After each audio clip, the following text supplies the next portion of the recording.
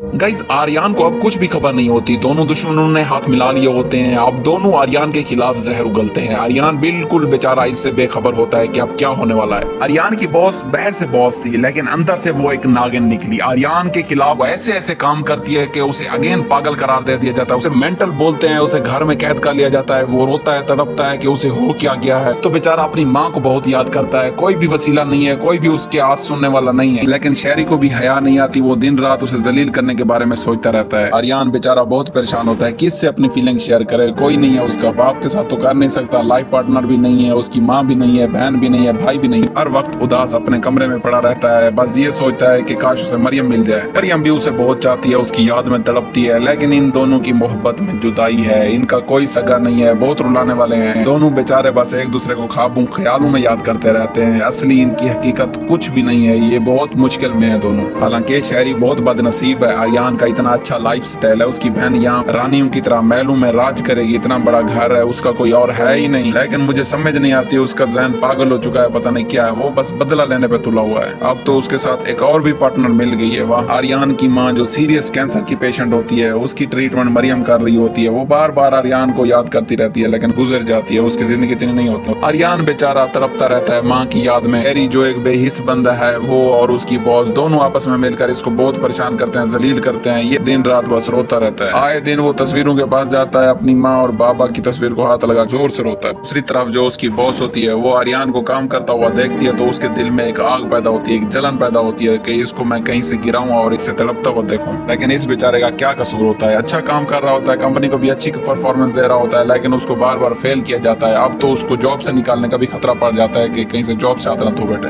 बाहर की कंपनी के लोग आते हैं उसकी बॉस से मिलने, मशीनरी देखने, लेकिन उसकी नजर आर्यन पर रुकी हुई होती है कि आर्यन क्यों इतना ज्यादा तेज है, क्यों इतना चालाक है, उसे खत्म करूं मैं। इसलिए तो वो शहरी से हाथ मिला लेती है। और वो बदला क्यों लेना चाह रही होती है, इसके पीछे रीजन है। वो जान जाती है कि आर्यन किस औरत का बेटा है और वो उस औरत का बदला आर्यन से लेना चाह रही होती है। अगले ही दिन आर्यन मरियम से मिलने आता है। विंडो पर एक छोटा सा पत्थर मारता है, जिससे मरियम बाहर देखती है। मरियम पर्दा हटाती है तो देखती है कि आर्यन है। वो बहुत खुश होती है और दिल ही दिल में सोच रही होती है कि उससे मिलने चली जाए, लेकिन नहीं जा सकती होती क्योंकि वादे की उसे पासदारी भी करनी है। इसलिए वो बैठ के उसे देखती रहती है। आर्यन उसे देखता रहता है बाहर से। आर्यन बस हाथ के इशारे से काम चलाता रहता है और उसे देखकर चला जाता है वहां से। लेकिन अगर आर्यन हॉस्पिटल में आ जाता और वो देख लेता कि जो उसकी माँ है उसे बचपन में छोड़कर चली गई थी, आज वो उस तस्वीर देखकर कितना तड़प तड़प कर उसे याद करती है। लेकिन आर्यन बस नीचे से होके ही चला जाता है, ऊपर नहीं आता। बस ये उनकी किस्मत थी कि वो भी मिल नहीं सकते, जुदाई थी और लिखा था किस्मत में ऐसे ही। दूसरी तरफ मरियम की दोस्त उसे जोर से हक करती है और कहती है कि बस थोड़े दिनों की बात है, फिर आर्यन और तुम हमेशा के लिए एक हो जाओगे और सारी जिंदगी साथ रहोगे। लेकिन क्या ये औरत आर्यन को साथ रहने देगी? मुझे तो नहीं लगता। अब तो गुस्सा निकालने के लिए आर्यन को जॉब से भी निकालती है और कंपनी में भी आर्यन का सही टेम्परामेंट होता है। आर्यन उधर सही लड़ाई करता है। दूसरी तरफ दोनों जो है आर्यन के बारे में शाम को बुरा सोचते हैं और कहते हैं कि अब इसके साथ कुछ न कुछ करेंगे। डेली उनकी मुलाकातें होती हैं इधर आर्यन को बर्बाद करने के लिए। लेकिन ये बेचारा रोता रहता है, तड़पता रहता है। क्या करे, किसको बताए? कोई नहीं है इसका, हर कोई इसको छोड़ जाएगा। एंड पे मरियम भी इसे छोड़ देगी।